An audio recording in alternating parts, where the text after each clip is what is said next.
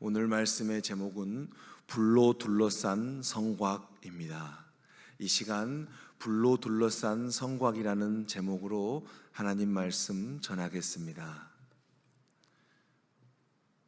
오늘 본문 말씀 스가랴서 2장 1절에서 13절까지의 말씀을 포함하고 있는 스가랴서는 구약 성경 거의 마지막에 위치해 있는 책입니다.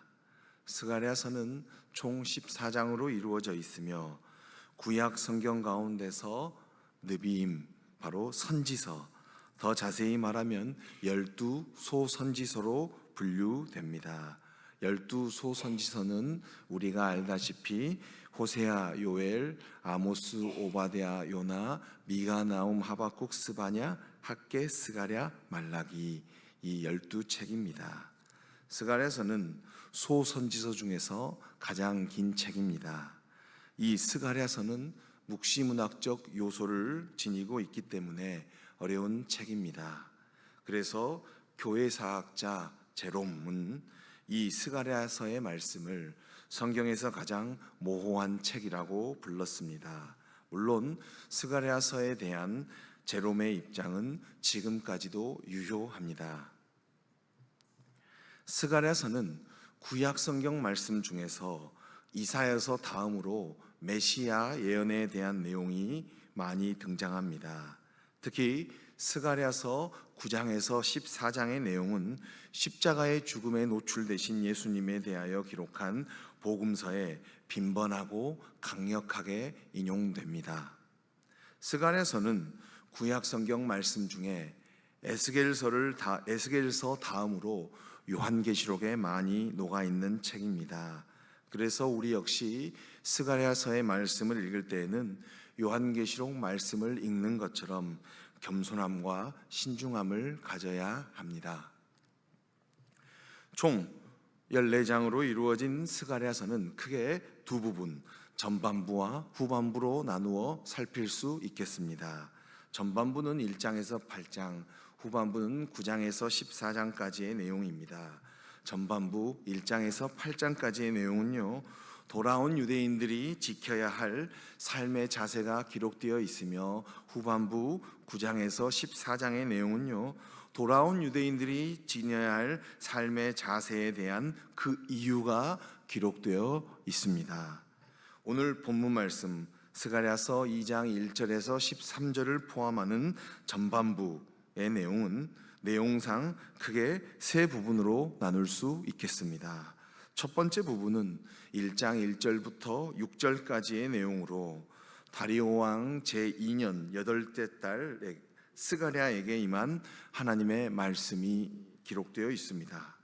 두 번째 부분은 1장 7절부터 6장 15절까지의 내용으로 다리오 왕 제2년 11째 달 24일 스가랴에게 임한 강력한 환상 8가지 등입니다. 세 번째 부분은 7장 8장의 내용으로 다리오 왕 제4년 9째 달 4일 스가랴에게 임한 하나님의 말씀입니다. 오늘 본문 말씀 스가랴서 2장 1절에서 13절은요, 스가랴서 전반부 두 번째 부분인 스가랴에게 임한 강력한 환상 8가지 등 가운데서 세 번째 환상의 내용입니다. 오늘 본문 말씀의 주인공 스가랴, 환상을 경험한 스가랴, 이 스가랴라고 하는 이름은 여호와께서 기억하신다라는 뜻이 있습니다. 실상 이름부터 이런 경이로운 뜻을 가진 스가랴라는 이름은 사실 구약 성경에 있어서 흔한 이름이었습니다. 마치 우리나라에 있어서 철수와 같은 이름이라고 생각해도 좋겠습니다.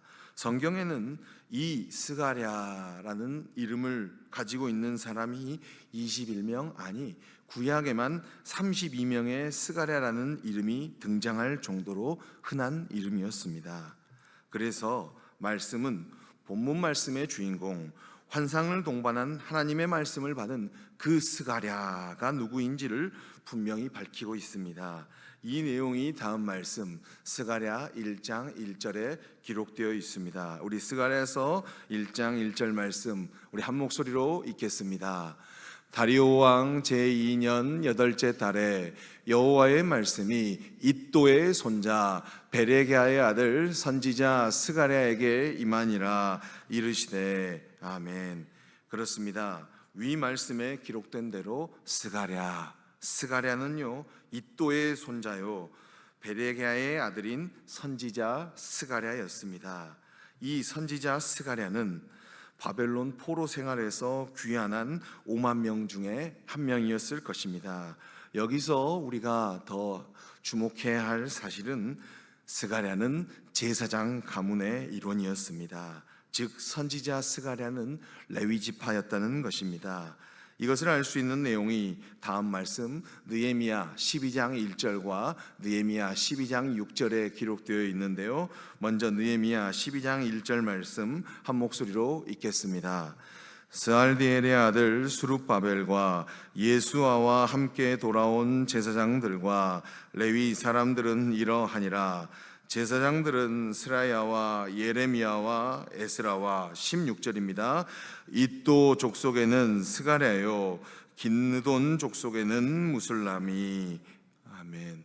16절 바로 이또 족속에는 스가랴, 그러니까 이또 베레기야 스가랴 이렇게 된다는 말씀이시죠.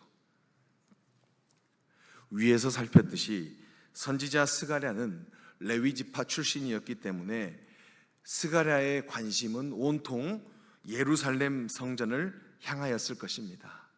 그래서 스가랴의 환상 역시 예루살렘 성전 중심으로 이루어졌을 것입니다. 다리오 왕 제2년 11째 달 스밧월이라고 하는데요, 스밧월 24일 스가랴에게 환상을 동반한 하나님의 말씀이 임하였습니다. 그는 세 번째 환상을 경험하게 되었습니다. 스가랴는 환상 가운데 측량줄을 쥐고 있는 한 사람을 보았습니다. 스가랴 선지자는 그 사람에게 지금 측량줄을 쥐고 어디로 향하는지를 물었습니다. 그 사람은 자신이 예루살렘을 측량하러 가고 있다고 말하였습니다. 이와 동시에 다른 천사가 스가랴 선지자에게 본문 4절 5절과 같이 말하였습니다. 오늘 본문 스가랴 2장 4절과 5절 말씀 우리 한 목소리로 읽겠습니다. 이르되 너는 달려가서 그 소년에게 말하여 이르기를 예루살렘은 그 가운데 사람과 가축이 많으므로 성곽 없는 성읍이 될 것이라 하나. 여호와의 말씀에 내가 불로 둘러싼 성곽이 되며 그 가운데에서 영광이 되리라. 아멘. 스가랴 선지자는 하나님의 사자 천사의 말에 따라 소년에게 예루살렘에는 이제 수많은 사람과 가축이 모일 것이기 때문에 측량할 수 없을 뿐 아니라 친히 여호와께서 예루살렘 성전을 지키는 불의 성곽이 되셔서 여호와 하나님 스스로 영광을 받게 될 것임을 선포해야 했습니다. 스가랴 선지자는 한 걸음 더 나아가 바벨론에 정착한 유대인들에게도 북방 땅 역시 역사의 주관자이신 하나님의 의지에 따라 멸망할 것이니 흩어진 하나님의 백성들 역시 멸망할 나라에서 터잡지 말고 예루살렘으로 돌아와 하나님의 보호를 받아야 함을 선포하고 있습니다. 물론 하나님의 보호를 받기 위해 돌아온 유대인들이 선조들과 같이 죄를 짓지 말고 하나님의 율법을 잘 지켜야 함을 선포하고 있습니다. 동시에 스가랴 선지자는 돌아온 유대인들에게 자신들이 경험하였던 70년간의 포로의 역사는 선조들의 죄로 인한 것이었음에도 불구하고 여호와 하나님께서는 70년 동안 당신의 눈동자와 같이 유대인들을 지켜보고 계셨음을 선포하였습니다. 그리고 역사의 주관자이신 하나님께서는 하나님 당신의 때가 정하신 때가 이르자 당신의 손을 들어 바벨론을 섬겼던 페르시아 제국을 들어 바벨론을 치셨다고 선포하고 있습니다. 이제 스가랴 선지자는 역사의 주관자이신 하나님께서 다윗 왕 때와 같이 예루살렘을 선택하시고 예루살렘 성전에 거하실 것이라고 선포하였습니다. 유다를 당신의 소유로 삼아 열방의 제사장으로 삼으실 것이라고 선포하고 있습니다.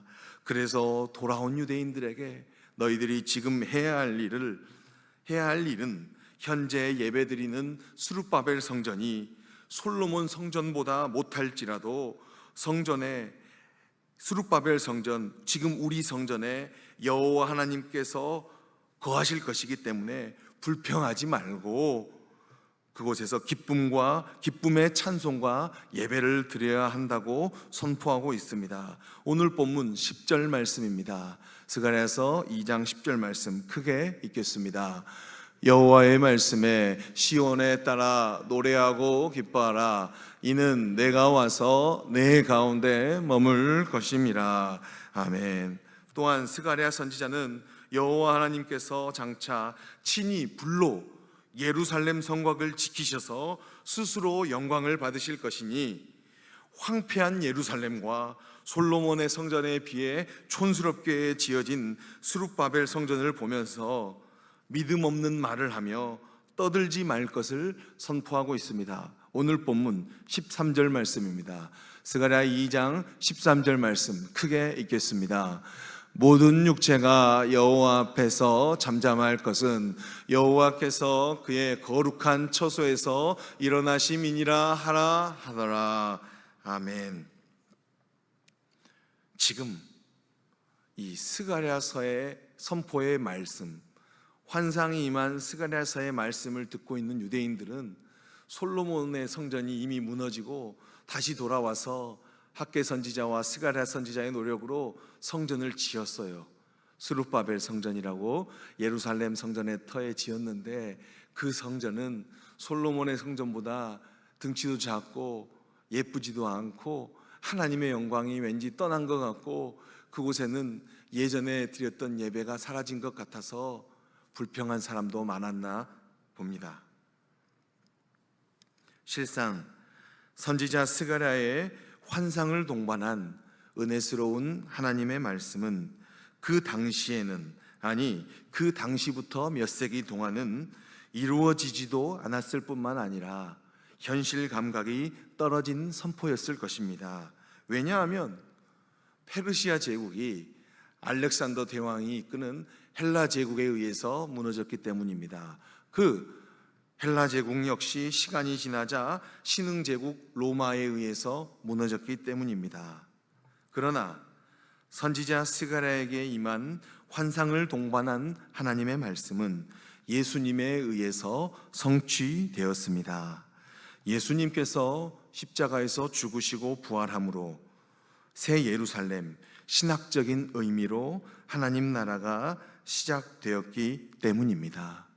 예수 그리스도께서는 스가랴서의 말씀을 성취하셨습니다.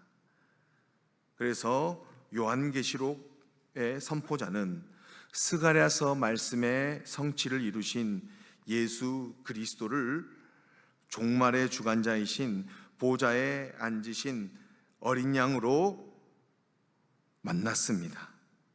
그리고 그는 보좌에 앉으신 어린 양의 영광에 비춘 새 예루살렘 성전과 그 성곽을 비추는 것을, 영광의 빛이 새 예루살렘 성전과 그 성곽을 비추는 것을 환상 가운데 보았습니다. 어린 양의 빛은 오늘 살핀 세 번째 환상인 불로 둘러싼 성광의 역할을 할 것입니다. 그래서 성령의 압도적 환상에 붙잡혀 있는 요한 역시 그 환상 가운데에서 스가랴의 말씀이 이루어짐을 보았기 때문에 다음과 같은 말씀, 요한계시록 21장 23절의 말씀을 선포할 수 있었습니다. 요한계시록 21장 23절 말씀 읽고 오늘 말씀 마치겠습니다. 그 성은 해나 달의 비침이 쓸데없으니 이는 하나님의 영광이 비치고 어린 양이 그 등불이 되심이라. 아멘. 기도하겠습니다.